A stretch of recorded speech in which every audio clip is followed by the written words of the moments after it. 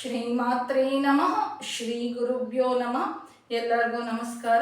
ರಾಮಾಯಣ ಕಿಷ್ಕಿಂಧಾಕಾಂಡ ಕಳೆದ ಒಂದು ಸಂಚಿಕೆಯಲ್ಲಿ ಸುಗ್ರೀವ ರಾಮನ ಹತ್ತಿರ ಸೀತಮ್ಮ ನಾನು ನನ್ನ ಮಂತ್ರಿಗಳೊಂದಿಗೆ ಇರಬೇಕಾದ್ರೆ ಆಭರಣಗಳನ್ನು ನಮ್ಮ ಮಧ್ಯದಲ್ಲಿ ತನ್ನ ಸೆರಗನ್ನು ಹರಿದ್ಬಿಟ್ಟು ಒಂದು ಖಂಡವನ್ನು ಹರಿದ್ಬಿಟ್ಟು ಇದನ್ನು ಕೆಳಗಡೆ ಹಾಕಿದ್ದಾರೆ.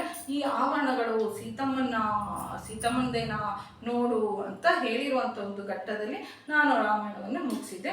ಸ್ವಲ್ಪ ಹೊತ್ತಿನ ನಂತರ ಸುಗ್ರೀವ ಆಭರಣಗಳನ್ನು ತೆಗೆದುಕೊಂಡು ಆ ಆಭರಣಗಳನ್ನು ನೋಡುತ್ತಿದ್ದಂಗೆ ಒಂದು ಸಾರಿ ಶೋಕ ಉಕ್ಕಿ ಬಂದ್ಬಿಡುತ್ತಂತೆ. ಹಾಗೆಯೇ ಶ್ರೀರಾಮಚಂದ್ರ ಪ್ರಭುಗೆ ಉಕ್ಕಿ ಬಂದ್ಬಿಟ್ಟು ಮೂರ್ಛೆ ಹೋಗ್ಬಿಡ್ತಾರಂತೆ, ನೆಲದ ಮೇಲೆ ಬಿದ್ದುಬಿಡ್ತಾರಂತೆ. ನಂತರ ಸ್ವಲ್ಪ ಪ್ರಜ್ಞೆ ಬಂದ ನಂತರ ಆ ಆಭರಣಗಳನ್ನು ನೋಡೋಣ ಅಂತಂದರೆ ಕಣ್ಣಿನ ತುಂಬ ನೀರು ಬರ್ತಾ ಇದೆ ಅಂತೆ. ಎಷ್ಟು ಸಾರಿ ಒರೆಸ್ಕೊಂಡ್ರು ಮತ್ತೆ ಕಣ್ಣೀರು ನಿಲ್ತಾನೆ ಇಲ್ವಂತೆ. ಆ ಶ್ರೀರಾಮಚಂದ್ರ ಪ್ರಭುಗೆ ಸೀತಮ್ಮ ಅಂತಂದ್ರೆ ಎಷ್ಟು ಪ್ರೀತಿ ನೋಡ್ರಿ.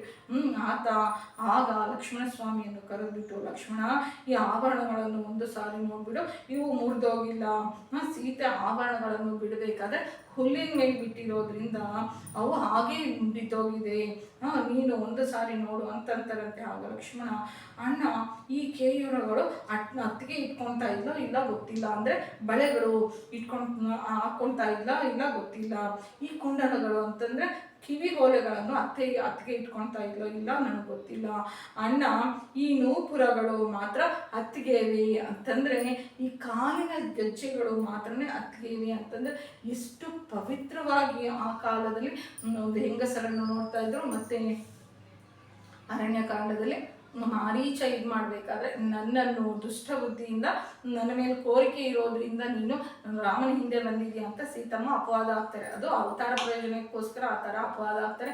ಆದರೆ ಲಕ್ಷ್ಮಣ ಸ್ವಾಮಿ ಸೀತಮ್ಮನ ಎಷ್ಟು ಪರದೇವತೆ ಕಾಣಿಸ್ತಾ ಇರುವಂಥ ತಾಯಿ, ಅತ್ತಿಗೆ ಅಂತಂದ್ರೆ ತಾಯಿ ಸ್ವರೂಪ. ತಾಯಿ ಅಂತಂದ್ರೆ ಯಾರು? ನಡೆದಾ ಇರುವಂತಹ ದೇವತೆ ಅಲ್ಲ, ಯಾವ ಥರ ದೇವತೆ ಅಂತ ನೋಡ್ತಾ ಇದ್ದಾರೆ ಅಂತ ನಮಗೆ ಇಲ್ಲಿ ಒಂದು ಈ ಘಟ್ಟ ಉದಾಹರಣೆಯಾಗಿ ತಿಳಿಯುತ್ತೆ. ಆದರೆ ಈ ಕಾಲಿನ ನೂಪುರಗಳು ಅಂತಂದ್ರೆ ಕಾಲಿನ ಗೆಜ್ಜೆಗಳು ಅತ್ತಿಗೆ ಇಟ್ಕೊಳ್ಳುವಂಥದ್ದು.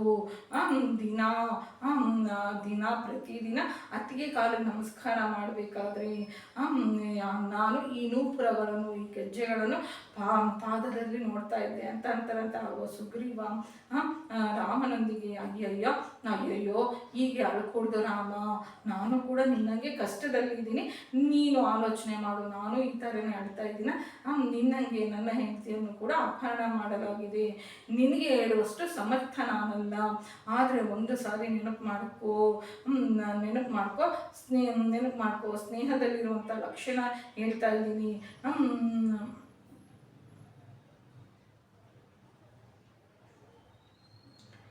ಹೇಳುವಂಥ ಈ ದುಃಖವನ್ನು ಉಪಶಮನ ಮಾಡ್ಕೊ, ನನ್ನಲ್ಲಿ ಇರುವಂಥ ಸ್ನೇಹವನ್ನು ನೆನಪು ಮಾಡ್ಕೊಂತಂತಂದರೆ, ಸ್ನೇಹಿತ ಅಂತಂದರೆ ಎಷ್ಟು ಧೈರ್ಯ ಅಂತಂತಂದು ಇಲ್ಲಿ ನಮಗೆ ತಿಳಿಯುತ್ತೆ.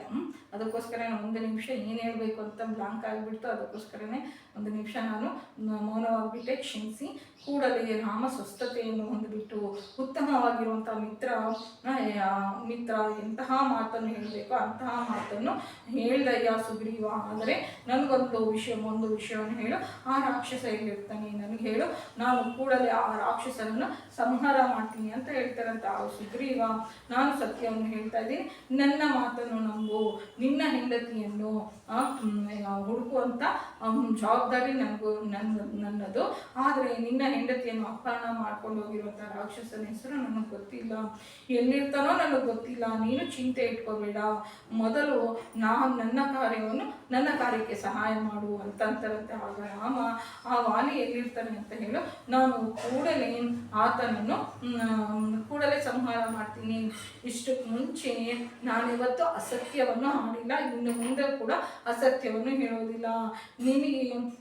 ನಿನಗೆ ಕೊಟ್ಟಿರುವ ಮಾತಿನ ಪ್ರಕಾರ ವಾಲಿಯನ್ನು ಸಂಹಾರ ಮಾಡ್ತೀನಿ ಅಂತಂತಾರಂತೆ. ಈ ಮಾತನ್ನು ಕೇಳಿರುವಂಥ ಸುಗ್ರೀವ, ನೀನು ಇಷ್ಟು ಮಾತನ್ನಂದೆ, ನನಗಿನ್ನೇನು ಬೇಕು? ಇಂಥ ಮಾತನ್ನು ಹೇಳ್ತೇನೆ, ನನಗಿನ್ನೇನು ಬೇಕು? ನಿನ್ನಂಥ ಸ್ನೇಹಿತ ಪುನೀತ ಲಭಿಸಿರೋದ್ರಿಂದ ಸ್ವರ್ಗಲೋಕವೇ ಲಭಿಸಿದಂಗೆ ಇನ್ನು ವಾನರ ರಾಜ್ಯ ಲಭಿಸೋದು ದೊಡ್ಡ ವಿಷಯನ ಅಂತ ಅಂತಾರಂತೆ. ಆಗ ರಾಮ ಅಸಲು ಏನು ನಡೆದಿದೆ ಅಂತ ಹೇಳು, ನಡೆದಿರುವಂಥ ವಿಷಯ ನನಗೆ ಪೂರ್ತಿಯಾಗಿ ಹೇಳು, ನೀನು ಈ ಬೆಟ್ಟದ ಮೇಲೆ ಬದುಕಬೇಕಾಗಿರುವಂಥ ಅವಶ್ಯಕತೆ ಯಾಕೆ ಏರ್ಪಟ್ಟಿದೆ ಅಂತ ನನಗೆ ವಿವರವಾಗಿ ಹೇಳು ಅಂತ ಕೇಳ್ತಾರಂತೆ. ಅಂತಂದರೆ ಏಕಪಕ್ಷ ನಿರ್ಣಯ ಅಲ್ಲ, ಶ್ರೀರಾಮಚಂದ್ರ ಪ್ರಭು ಇಬ್ಬರನ್ನು ಏನೇನು ನಡೆದಿದೆ ಅಂತ ಕೇಳಿಬಿಟ್ಟು ನಾವು ನಿರ್ಣಯ ತೆಗೆದುಕೊಳ್ಬೇಕು. ಆದರೆ ವಾಲಿಯನ್ನು ಸಂಹಾರ ಮಾಡ್ತೀನಿ ಅಂತ ಪ್ರತಿಜ್ಞೆ ಯಾಕೆ ಮಾಡಿದ್ದಾರೆ ಅಂತಂದರೆ ಸುಗ್ರೀವನ ಹೆಂಡತಿಯನ್ನು ವಾಲಿ ತನ್ನ ಹೆಂಡತಿಯಾಗಿ ಅನುಭವಿಸೋದ್ರಿಂದ ಇದು ಅಧರ್ಮ ಅಂತಂದರೆ ತಮ್ಮ ಮಗನ ಸಮಾನ, ಮಗನ ಹೆಂಡತಿ ಏನಾಗಬೇಕು ಸೊಸೆ ಅಂತಂದರೆ ಸಾಕ್ಷಾತ್ ಹೊಟ್ಟೆಯಲ್ಲಿ ಹುಟ್ಟಿರುವಂಥ ಮಗಳಿಗೆ ಸಮಾನ. ಇಲ್ಲಿ ವಾಲಿ ಮಗಳ ಹತ್ತಿರ ಸಂಸಾರ ಮಾಡೋದ್ರಿಂದ ಆತ ಭಾಳ ಅಧರ್ಮ ಮಾಡಿರೋದ್ರಿಂದ ರಾಮಚಂದ್ರ ಪ್ರಭು ವಾಲಿ ಬಗ್ಗೆ ಪೂರ್ತಿಯಾಗಿ ತಿಳಿದೇ ಇದ್ರೂ ಸಂಹಾರ ಮಾಡ್ತೀನಿ, ಇದೊಂದು ಕಾರಣ ಸಾಕು ಅಂತಂದ್ರೆ ಫಸ್ಟಿಂದ ಲಾಸ್ಟ್ ತನಕ ವಾಲಿ ಕಥೆಯಲ್ಲಿ ರಾಮಚಂದ್ರ ಪ್ರಭು ಇದನ್ನೇ ಹೇಳ್ತಾ ಇರ್ತಾರೆ. ಆಗ ಸುಗ್ರೀವ ನಡೆದಿರುವಂಥ ಕಥೆಯನ್ನು ಸಮಗ್ರವಾಗಿ ರಾಮನಿಗೆ ವಿವರವಾಗಿ ಹೇಳ್ತಾನಂತೆ. ಸುಗ್ರೀವ ಹೇಳಿರುವಂಥ ಕಥೆಯನ್ನು ಕೇಳಿರುವಂಥ ರಾಮ ಅಸಲು ನಿನಗೂ ನಿಮ್ಮ ಅಣ್ಣ ವಾಲಿಗೂ ಯಾಕೆ ಶತ್ರುತ್ವ ಏರ್ಪಡ್ತು, ಈ ವಿಷಯ ನನಗೆ ಪೂರ್ತಿಯಾಗಿ ಹೇಳು. ನಿಮ್ಮಿಬ್ಬರ ನಡುವೆ ಬಲಾಬಲಗಳನ್ನು ನಾನು ಒಂದು ಲೆಕ್ಕ ಹಾಕ್ತೀನಿ, ಯಾರು ಬಲ ಇರುವಂಥವ್ರು ಯಾರು ಬಲ ಇಲ್ಲದೆ ಇರುವಂಥವ್ರು ನನಗೆ ಲೆಕ್ಕ ಸಿಗುತ್ತೀನಿ ಅಂತ ಹೇಳ್ತಾರಂತೆ. ನಾವು ಕೂಡಲೇ ಹೋಗ್ಬಿಡ್ಬೋದು, ಲೆಕ್ಕ ಸಿಕ್ಬಿಟ್ರೆ ನಾವು ಕೂಡಲೇ ಹೋಗ್ಬಿಡ್ಬೋದು ಅಂತ ಅಂತಾರಂತೆ. ಆಗ ಸುಗ್ರೀವ ಅಸಲು ಕಥೆಯನ್ನು ವಿವರಿಸುತ್ತಾ ಹೇಳ್ತಾರಂತೆ. ವಿವರಿಸ್ತಾ ಇದ್ದಾರಂತೆ. ರಾಮ ಒಂದಾನೊಂದು ಕಾಲದಲ್ಲಿ ನಮ್ಮ ತಂದೆ ಆಗಿರುವಂತಹ ವೃಕ್ಷರಜಸ್ಸು ಈ ವಾನರ ರಾಜ್ಯವನ್ನು ಪರಿಪಾಲನೆ ಮಾಡ್ತಾ ಇದ್ದ.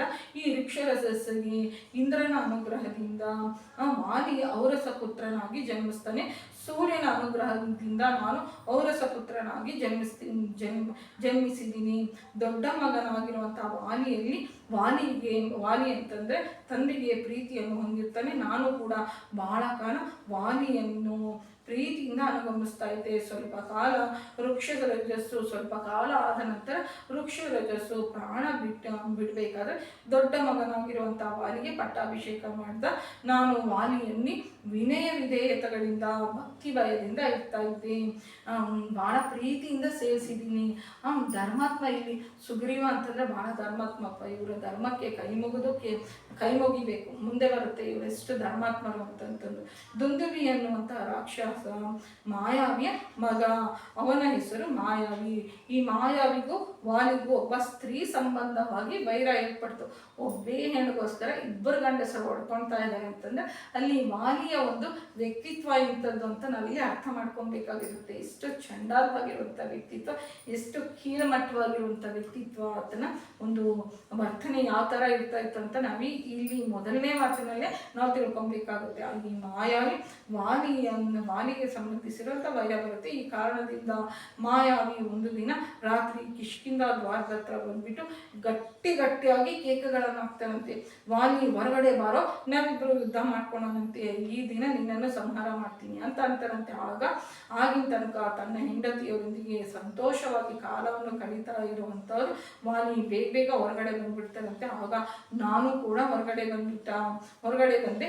ಈ ಮಾಯಾವಿಯನ್ನು ನಮ್ಮಿಬ್ಬರನ್ನು ನೋಡಿ ಭಯ ಪಟ್ಬಿಟ್ಟು ಓಡೋಗ್ಬಿಟ್ಟ. ಅಲ್ಲಿರುವಂಥ ಸ್ತ್ರೀಯರು ಹೇಗೂ ಓಡೋಗ್ತಾ ಇದ್ದಾನಲ್ವಾ, ಇನ್ನು ಬಿಟ್ಬಿಡ್ರಿ ಅಂತಂತಾರೆ. ಆದರೆ ಶತ್ರುವನ್ನು ಬಿಡ್ಕೂಡ್ದು ಅಂತ ವಾಲಿ ಆತನ ಹಿಂದೆ ಹೋಗ್ತಾನಂತೆ. ಆಗ ನಾನು ಕೂಡ ವಾಲಿಯಿಂದ ಓಡೋಗಿ ತೃಣಗಳಿಂದ ಮುಚ್ಚಲಾಗಿರುವಂಥ ಅಂದರೆ ಬಳ್ಳಿಗಳಿಂದ ಮುಚ್ಚಲಾಗಿರುವಂಥ ಒಂದು ವಿಲೆಯಲ್ಲಿ ಒಂದು ಗುಹೆಯೊಳಗೆ ಮಾಯಾವಿ ಅನ್ನುವಂಥ ರಾಕ್ಷಸ ಅಲ್ಲಿಗೆ ಒಳಗಡೆ ಹೋಗ್ಬಿಡ್ತಾನೆ.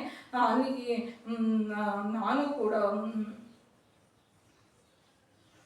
ನಾನು ವಾಲಿ ಅಲ್ಲಿ ಹೋಗಿ ನಿಂತ್ಕೊಂಡ್ವಿ. ಆಗ ವಾಲಿ ನನ್ನೊಂದಿಗೆ ಸುಗ್ರೀವ, ನೀನು ಈ ಬಿಲದ ಹತ್ತಿರ ಅಂದರೆ ಈ ಗುಹೆಗೆ ಕಾವಲಾಗಿರು, ನಾನು ಇದರೊಳಗೆ ಹೋಗ್ಬಿಟ್ಟು ರಾಕ್ಷಸನನ್ನು ಸಂಹಾರ ಮಾಡಿ ಬಂದ್ಬಿಡ್ತೀನಿ.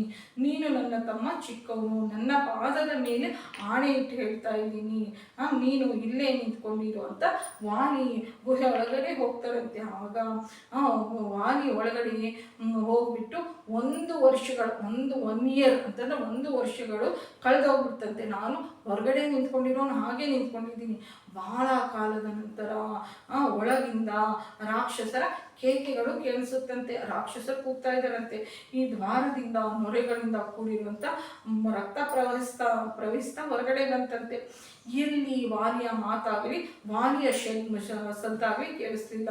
ಬಹುಶಃ ನಮ್ಮ ಅಣ್ಣ ವಾಲಿಯನ್ನು ಈ ರಾಕ್ಷಸರು ಸಂಹರಿಸಬಹುದು ಅಂತ ಅಂದ್ಕೊಂಡು ಆ ರಾಕ್ಷಸರು ಹೊರಗಡೆ ಬಂದರೆ ಅಪಾಯ ಅಂತ ಅಂದ್ಕೊಂಡು ನಾನು ಒಂದು ದೊಡ್ಡ ಶಿಲೆಯನ್ನು ಅಡ್ಡವಾಗಿಟ್ಬಿಟ್ಟು ಬಂದ್ಬಿಟ್ಟು ಆಗ ನಾನು ವಾಲಿ ಸತ್ತೋಗಿದ್ದಾನೆ ಅಂತಂದು ಅಲ್ಲೇ ನಾನು ಉದಕ ಕ್ರಿಯೆಗಳನ್ನು ತರ್ಪಣಗಳನ್ನು ಬಿಟ್ಟು ಬಂದೆ. ನಂತರ ರಾಜ್ಯಕ್ಕೆ ಬಂದ್ಬಿಟ್ಟು ಯಾರಿಗೂ ತಿಳಿದಲೆ ಶಾಸ್ತ್ರದ ಪ್ರಕಾರ ವಾಲಿ ಮಾಡಬೇಕಾಗಿರುವಂಥ ಕಾರ್ಯಗಳನ್ನು ಮಾಡಿದೆ. ನಾನು ಎಷ್ಟೇ ಜಾಗರೂಕತೆಯಿಂದ ಹುಷಾರಿನಿಂದ ಮಾಡಿದ್ರು ಯಾರಿಗೂ ತಿಳಿದಲೆ ಮಾಡಬೇಕು ಅಂತ ಅಂದ್ಕೊಂಡಾಗ ಮಂತ್ರಿಗಳು ವಿಷಯವನ್ನು ಕಂಡು ಹಿಡಿದ್ಬಿಟ್ಟು ರಾಜ ಇಲ್ಲದಲೇ ರಾಜ್ಯ ಇರಕೂಡ್ದು, ಆದ್ದರಿಂದ ನನ್ನನ್ನು ಬಲವಂತವಾಗಿ ಸಿಂಹಾಸನ ಮೇಲೆ ಕೂರಿಸಿ ಪಟ್ಟಾಭಿಷೇಕ ಮಾಡ್ತಾರೆ ಅಂತಂದ್ರೆ ಇಲ್ಲಿ ವಾಲಿ ರಾಜ್ಯವನ್ನು ಕೋರ್ಕೊಂಡಿಲ್ಲ. ಇಲ್ಲಿ ಮಂತ್ರಿಗಳು ಬಲವಂತ ಮಾಡಿ ರಾಜ ಇರ್ಕೂಡ್ದು ಅಂತ ಹೇಳಿರೋದಕ್ಕೆ ಪಟ್ಟಾಭಿಷೇಕ ಮಾಡ್ಕೊಂಡಿದ್ದಾರೆ. ವಿನಃ ರಾಜ್ಯದ ಮೇಲೆ ಕಾಂಕ್ಷೆ ಇರುವಂಥವರೆಲ್ಲ ಸುಗ್ರೀವ ಅಂತ ನಾವಿಲ್ಲಿ ತಿಳ್ಕೊಬೇಕಾಗುತ್ತೆ. ಆಗ ನಾನು ಬಹಳ ಧರ್ಮಬದ್ಧವಾಗಿ ವಾನರ ರಾಜ್ಯವನ್ನು ಪರಿಪಾಲನೆ ಮಾಡ್ತಾ ಕಾಲವನ್ನು ಗಳಿಸ್ತಾ ಇದ್ದೆ. ಒಂದು ದಿನ ಅಕಸ್ಮಾತ್ ಆಗಿ ನಮ್ಮ ಅಣ್ಣ ವಾಲಿ ತಿರುಗಿ ಬಂದುಬಿಡ್ತಾರೆ. ಆಗ ಕೆಂಪದಾಗಿರುವಂಥ ಕಣ್ಣಿನಿಂದ ನನ್ನ ಕಡೆ ನೋಡ್ಬಿಟ್ಟು ನನ್ನ ಮಂತ್ರಿಗಳನ್ನು ಸ್ನೇಹಿತರನ್ನು ಬಂಧಿಸಿ ಕಾರಾಗೃಹಕ್ಕೆ ಹಾಕ್ತಾರೆ. ಆ ಸಮಯದಲ್ಲಿ ನಾನು ಪ್ರಭುವಾಗಿದ್ದರೂ ನನಗಿರುವಂಥ ಬಲದಿಂದ ವಾಲಿಯನ್ನು ಬಂಧಿಸಿ ಕಾರಾಗೃಹದಲ್ಲಿ ಇರಬಹುದಾಗಿತ್ತು. ಆದರೆ ನಾನು ಮಾಡಲಿಲ್ಲ. ಆತ ನನಗೆ ಅಣ್ಣ, ಆತನನ್ನು ನಾನು ಗೌರವಿಸಬೇಕು, ಅದಕ್ಕಾಗಿ ನಾನು ಆತನನ್ನು ನಿಗ್ರಹಿಸಲಿಲ್ಲ. ಅಂತಂದರೆ ವಾಲಿಗೆ ಇಲ್ಲಿ ಯಾವುದೇ ಅಧಿಕಾರ ಇಲ್ಲ. ಈ ಥರ ಬಂದು ದೌರ್ಜನ್ಯ ಮಾಡ್ತಾ ಇದ್ದಾರೆ ಅಂತಂದ್ರೆ ಏನು ಮಾತನಾಡಬಲ್ಲ. ಈತನ ಮಂತ್ರಿಗಳನ್ನು ಬಂಧುಗಳನ್ನು ಕಾರಾಗೃಹಕ್ಕೆ ಹಾಕಿದ್ದಾರೆ ಅಂತಂತಂದ್ರೆ ಇವ್ರನ್ನ ಬಂಧಿಸಿ ಒಳಗಡೆ ಹಾಕ್ಬಿಟ್ಟು ಇವನನ್ನ ಸಾಯೋ ಥರ ಹೊಡೆದ್ಬಿಡ್ರಿ ಅಂತಂತಂದು ವಾಲಿ ಮೇಲೆ ಎದುರ್ತಿರ್ಬಹುದಾಗಿತ್ತು. ಯಾಕೆ ಅಂತಂದ್ರೆ ಅಧಿಕಾರದ ಆಸೆಗೋಸ್ಕರ. ಆದರೆ ಸುಗ್ರೀವ ಆ ಥರ ಮಾಡಿದರೆ ಆತ ಎಷ್ಟು ಒಂದು ತಪ್ಪಾಗಿ ವರ್ತನೆ ಮಾಡಿದ್ರು ನಿಗ್ರಹಿಸ್ಕೊಂಡು ಅಣ್ಣನಿಗೆ ನಾನು ಮರ್ಯಾದೆ ಕೊಡಬೇಕು ಅನ್ನುವಂಥ ಧರ್ಮವನ್ನು ಪಾಟಿಸ್ತಾರೆ. ಆಗ ನಾನು ಸುಗ್ರೀವ್ ವಾಲಿ ಹತ್ರ ಹೋಗ್ಬಿಟ್ಟು ಎರಡೂ ಕೈಗಳನ್ನು ಜೋಡಿಸ್ಬಿಟ್ಟು ಶಿರಸ್ಸನ್ನು ಬಗ್ಗಿಸ್ಬಿಟ್ಟು, ಅಣ್ಣ ನೀನಿಲ್ದಲೇ ನಾನು ಅನಾಥ ಆಗಿಬಿಟ್ಟೆ. ನೀನು ತಿರುಗಿ ಬಂದಿರುವುದರಿಂದ ಇವತ್ತು ನಾನು ನಾಥ ಇರೋನಾಗಿದ್ದೀನಿ. ನನಗೆ ಎಷ್ಟೋ ಸಂತೋಷವಾಗಿದೆ ಅಣ್ಣ. 100 ಕಡ್ಡಿ ಇರುವಂತಹ ಈ ಬೆಳ್ಳದು ಇರುವಂಥ ಛತ್ರದ ಕೆಳಗಡೆ ಶಿರಸ್ಸನ್ನು ಇಡು. ನಿನಗೆ ಮಿಂಚಾಮರಗಳನ್ನು ಬೀರಿಸ್ತೀನಿ. ಮತ್ತೆ ನೀನು ಸಿಂಹಾಸನದ ಮೇಲೆ ಕೂತ್ಕೊಂಡು ಪೂರ್ವ ಹೇಗೆ ಪರಿಪಾಲನೆ ಮಾಡಿದೆ ಹಾಗೆ ಪರಿಪಾಲನೆ ಮಾಡು. ಇಲ್ಲಿ ಏನು ಕೇಳ್ತಲ್ಲ, ಅಣ್ಣ ನಿನ್ನ ರಾಜ್ಯವನ್ನು ನೀನು ತಗೊಂಡ್ಬಿಡು. ನೀನು ಹೋಗಿದೆಯಾ ಅಂತ, ನೀನು ಸತ್ತು ಹೋಗಿದೆಯಾ ಅಂತ ನಾನು ಬಲವಂತ ಮಾಡಿದ್ರೆ ಸಿಂಹಾಸನದ ಮೇಲೆ ಹತ್ತಿದ್ದೀನಿ ವಿನಃ ನನಗೆ ಬೇಕಾಗಿಲ್ಲ. ನಿನ್ನ ವಸ್ತು ನೀನು ತಗೊಂತಂತಾರಂತೆ. ಭರತರು ಎಷ್ಟು ಧರ್ಮಾತ್ಮರು, ಇಲ್ಲಿ ಸುಗ್ರೀವ ಕೂಡ ಹಾಗೆ ರಾಜ್ಯವನ್ನು ಹಿಂದಿರುಗಿಸ್ಕೊಡ್ತಾ ಇದ್ದಾನೆ. ನಾನೇ ಇವತ್ತು ಪಟ್ಟಾಭಿಷೇಕ ಮಾಡ್ಕೋಬೇಕು ಅಂತ ಅನ್ಕೊಂಡಿರ್ತಾ ಇಲ್ಲ. ಬಲವಂತವಾಗಿ ಮಂತ್ರಿಗಳು ಪೌರರು ನನಗೆ ಪಟ್ಟಾಭಿಷೇಕ ಮಾಡಿದ್ದಾರೆ. ನಿನಗೆ ನಾನು ಶಿರಸ್ಸನ್ನು ಭಾಗ್ಯ ಅಂಜಲಿಯನ್ನು ಘಟಿಸ್ತಾ ಇದ್ದೀನಿ. ನೀನೇ ಯಾವಾಗಲೂ ವಾನರ ರಾಜ್ಯಕ್ಕೆ ರಾಜ ನಿನ್ನ ರಾಜ್ಯವನ್ನು ನೀನು ಸ್ವೀಕರಿಸು ಅಂತ ಅಂತಾರಂತೆ. ಆಗ ವಾಲಿ ಪರಮದುಷ್ಟನೇ, ನಾನು ಇಲ್ಲದೆ ಇರುವಂಥ ಸಮಯವನ್ನು ನೋಡಿಕೊಂಡು ನೀನು ಪಟ್ಟಾಭಿಷೇಕ ಮಾಡಿಕೊಂಡ, ನೀನು ಪರಮ ದುರ್ಮಾರ್ಗ ಅಂತನಂತೆ. ಮಾರನೇ ಜನಪದರನ್ನು ಮಂತ್ರಿಗಳನ್ನು ಇತರರಾಗಿರುವಂಥ ವಾನರರನ್ನು ಕರೆದ್ಬಿಟ್ಟು ಒಂದು ದೊಡ್ಡ ಸಭೆಯನ್ನು ಏರ್ಪಾಟು ಮಾಡ್ತಾರೆ. ಆಗ ನಾನು ವಾಲಿಯ ಪಕ್ಕದಲ್ಲಿ ನಿಂತ್ಕೊಂಡಿದ್ದೆ. ಆಗ ನನ್ನನ್ನು ನೋಡಿಬಿಟ್ಟು ನಾನು ದುರ್ಮಾರ್ಗನಾಗಿರುವಂಥ ವಾಲಿಯನ್ನು ಸಾಯಿಸೋದಕ್ಕೋಸ್ಕರ ಒಂದು ರಾತ್ರಿ ಓಡೋದೆ. ಈ ಮಹಾಪಾಪಿಯಾಗಿರುವಂಥ ನನ್ನ ತಮ್ಮ ಕೂಡ ನನ್ನನ್ನು ಅನುಗಮಿಸಿ ಬಂದ. ನಾನು ರಾಕ್ಷಸರನ್ನು ಸಾಯಿಸೋದಕ್ಕೆ ಹಿಂದೆ ಹೋಗ್ತಾ ಇದ್ದೆ. ನಾನು ಬಿಲದ ಹತ್ತಿರ ಕಾವಲಿರು ಅಂತ ಹೇಳಿದ್ದೆ. ಆದರೆ ಈ ಪಾಪಿ ಆಲೋಚನೆ ಇರುವಂಥ ಸುಗ್ರೀವ ನಾನು ಒಳಗಡೆ ಹೋಗ್ತದಂಗೆ ಶಿಲೆಯನ್ನು ಅಡ್ಡ ಇಟ್ಬಿಟ್ಟು, ಅಪ್ಪ ವಾಲಿ ಇಂಥ ನಾವು ಯಾವಾಗಲೂ ಬಿ ಎ ಗುಡ್ ಲಿಸನರ್, ನಾವು ಯಾರಾದರೂ ಹೇಳೋದನ್ನು ಕೇಳಬೇಕು ಅಂತ ಅನ್ಕೊಳ್ತಾ ಇರ್ತೀವಿ. ನೀವು ಅರ್ಥ ಮಾಡ್ಕೊಳ್ಳೋದಕ್ಕೆ ಅಪಾರವಾಗಿರುವಂಥ ಜ್ಞಾನ ಬೇಕು. ಅದೇ ಅಪಾರ್ಥ ಮಾಡ್ಕೊಳ್ಳೋದಕ್ಕೆ ಸಾಸಿವೆ ಕಾಳಿನಷ್ಟು ಅಜ್ಞಾನ ಇದ್ರೆ ಸಾಕು. ಅಲ್ಲಿ ಯಾರನ್ನಾದ್ರೂ ಕೇಳಿದಿದ್ರೆ ಆಗೋಗ್ತಾ ಇತ್ತಲ್ಲ. ವಾಲಿ ನಾನು ಹೋದ ತಕ್ಷಣನೇ ಬಂದನ, ಒಂದು ವರ್ಷದ ನಂತರ ಬಂದಿದ್ನ ಅಂತಂತಂದ್ರೆ ಇಷ್ಟೆಲ್ಲ ಕತೆ ನಡೀತಾ ಇರಲಿಲ್ಲಲ್ಲ. ಆದರೆ ಬಲ ಇದೆ, ನನಗೆ ಅಧಿಕಾರ ಇದೆ, ನನಗೆ ಇವನು ಮರ್ಯಾದಸ್ಥ, ಇವನು ಭಾಳ ಏನು ಒಂದು ಮೃದುವಾಗಿರುವಂಥವನು ಅಂತ ಇವ್ರ ಮೇಲೆ ದೌರ್ಜನ್ಯ ಮಾಡ್ಬೋದು ಅಂತ ಈ ಥರ ಮಾಡ್ತಾ ಇರ್ತಾರೆ. ಫಸ್ಟ್ ನಾವು ಜೀವನದಲ್ಲಿ ಕಲ್ತ್ಕೊಳ್ಬೇಕಾಗಿರುವಂಥದ್ದು ಏನು ಅಂತಂದರೆ, ಯಾರು ಏನು ಹೇಳಿದ್ರು ಒಂದು ನಿಮಿಷ ಕೇಳುವಂಥ ಸಹನೆಯನ್ನು ನಾವು ಬೆಳೆಸ್ಕೋಬೇಕು. ಈ ಕೇಳ್ದಲೇ ಮಾತನ್ನು ಕೇಳ್ದಲೇ ಸುಗ್ರೀವನ ಮಾತನ್ನು ಕೇಳ್ತಾನೆ ವಾಲಿ ನಶಿಸಿ ಹೋಗಿರೋದು ಇದೇ ಲಕ್ಷಣ. ವಾಲಿಗೆ ಯಾವ ಲಕ್ಷಣ ಇದೆಯೋ ಅವನ ಸ್ನೇಹಿತನಾಗಿರುವಂಥ ರಾವಣನಿಗೂ ಇದೇ ಲಕ್ಷಣ ಇರುತ್ತೆ ಅಂತ ನಾನಿಲ್ಲಿ ಹೇಳೋದಕ್ಕೆ ಇಷ್ಟಪಡ್ತೀನಿ. ದ್ವಾರವನ್ನು ಇಟ್ಟುಬಿಟ್ಟು ನಾನು ಒಳಗಡೆ ಮರಣಿಸಿದ್ದೀನಿ ಅಂತ ತಿರುಗಿ ಬಂದುಬಿಟ್ಟು ಪಟ್ಟಾಭಿಷೇಕ ಮಾಡ್ಕೊಂಡಿದ್ದಾನೆ. ಆದರೆ ಒಳಗಡೆ ಹೋದ ತಕ್ಷಣ ನನಗೆ ಮಾಯಾವಿ ಕಾಣಿಸ್ಲಿಲ್ಲ. ಒಂದು ವರ್ಷಗಳ ಕಾಲದ ನಂತರ ಮಾಯಾವಿ ತನ್ನ ಬಂಧುಗಳೊಂದಿಗೆ ಸ್ನೇಹಿತರೊಂದಿಗೆ ಕಾಣಿಸ್ದ. ನಾನು ಅವರನ್ನು ಸಂಹಾರ ಮಾಡಿದೆ. ಆಗ ಈ ಗುಹೆ ಎಲ್ಲ ರಕ್ತದಿಂದ ತುಂಬಿ ಹೋಗ್ಬಿಟ್ಟು ನಾನು ಹೊರಗಡೆ ಬರೋಣ ಅಂತ ಅಂದ್ಕೊಂಡ್ರೆ, ಆದರೆ ಅಲ್ಲಿ ಒಂದು ದೊಡ್ಡ ಶಿಲೆ ಅಡ್ಡ ಇಟ್ಕೊಂಡಿದ್ದಾರೆ. ನಾನು ಭಾಳ ಕಷ್ಟಪಟ್ಬಿಟ್ಟು ಆ ಶಿಲೆಯನ್ನು ಪಕ್ಕಕ್ಕೆ ದಬ್ಬಬಿಟ್ಟು ಬಂದೆ. ಇಲ್ಲಿ ನೋಡಿ ಬರೋ ಅಷ್ಟರಲ್ಲಿ ಈತ ರಾಜ್ಯವನ್ನು ಪರಿಪಾಲನೆ ಮಾಡಿಕೊಂಡು ಸಿಂಹಾಸನದ ಮೇಲೆ ಕೂತ್ಕೊಂಡಿದ್ದಾನೆ. ಬೇಕಂತಲೇ ನನ್ನನ್ನು ಗುಹೆಯಲ್ಲಿ ಇಟ್ಬಿಟ್ಟು ರಾಜ್ಯವನ್ನು ತೆಗೆದುಕೊಂಡಿದ್ದಾನೆ. ಎಂತಹ ಪರಿಸ್ಥಿತಿಯಲ್ಲೂ ಇವನನ್ನು ಆಧರಿಸ್ಕೂಡ್ದು ಅಂತಂದರೆ, ಇವನನ್ನು ನಂಬಕೂಡ್ದು. ರಾಜ್ಯಕ್ಕೋಸ್ಕರ ಅಣ್ಣನನ್ನು ಹತ್ಯೆ ಮಾಡುವಂಥ ಪ್ರಯತ್ನ ಮಾಡಿ ಇರೋವಂಥವನು ಅಂತ ಅಂತಾರಂತೆ. ಆಗ ವಾಲಿ ನನ್ನನ್ನು ಹುಟ್ಟ ಬಟ್ಟೆಯಲ್ಲಿ ಹೊರಗಡೆ ಕಳಿಸ್ಬಿಟ್ಟ. ನಾನು ಭಯಪಡ್ತಾ ಹೊರಗಡೆ ಬಂದ್ಬಿಟ್ಟೆ. ಆದರೆ ವಾಲಿ ನನ್ನನ್ನು ಬಿಡದಲೇ ಸಾಯಿಸ್ತೀನಿ ಅಂತ ಈ ಭೂಮಂಡಲ ಎಲ್ಲ ನನ್ನನ್ನು ಅಟ್ಟಾಡಿಸ್ಕೊಂಡು ಬರ್ತಾ ಇದ್ದ. ನಾನು ಈ ಭೂಮಂಡಲವಿಲ್ಲ ಅಂತಂದರೆ ಈ ಸಂದರ್ಭದಲ್ಲಿ ಸುಗ್ರೀವನ ಹೆಂಡತಿಯಾಗಿರುವಂಥ ರುಮಳನ್ನು ಅವರೊಂದಿಗೆ ಇಟ್ಕೊಂಡ್ಬಿಡ್ತಾರೆ. ಎಷ್ಟು ಅನ್ಯಾಯಪ್ಪ ಇದೊತ್ತು, ಅಸಹ್ಯ ಅನಿಸುತ್ತೆ. ಮಗಳ ಸಮಾನವಾಗಿರುವಂಥವ್ರನ್ನ ಅಲ್ಲಿ ಇಟ್ಕೊಂಡು ತನ್ನ ಹೆಂಡತಿಯಾಗಿ ಅನುಭವಿಸ್ತಾ ಇರುವಂಥದ್ದು. ಅದಕ್ಕೆ ಅಂತ ಶಿಕ್ಷೆ ಪಟ್ಕೊಂಡಿರೋ ರಾಮ ಕೊಟ್ಟಿರೋದು.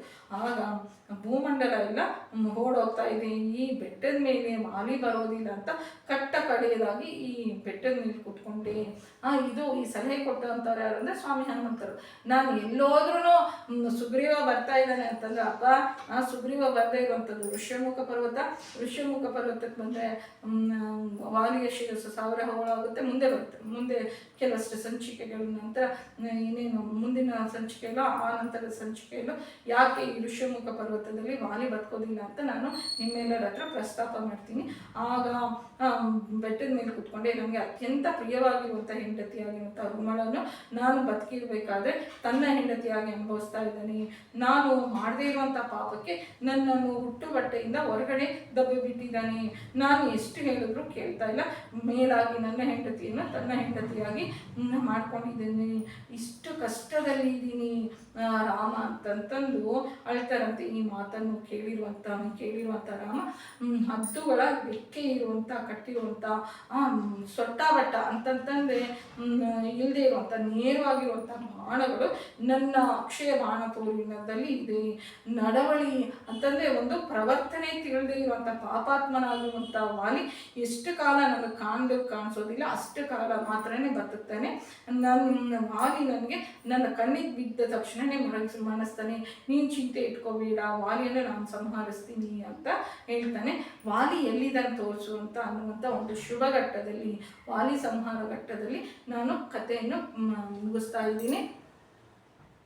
ಸದ್ಗುರುನಾಥ್ ಮಹಾರಾಜ್ ಕಿ ಜೈ. ಜೈ ಶ್ರೀರಾಮ್. ನಮ್ಮ ಚಾನಲ್ ಇಷ್ಟ ಆಗಿದ್ರೆ ಸಬ್ಸ್ಕ್ರೈಬ್ ಮಾಡ್ಕೊಳ್ರಿ, ಶೇರ್ ಮಾಡಿ ಹಾಗೂ ಲೈಕ್ ಮಾಡಿ. ಜೈ ಶ್ರೀರಾಮ್.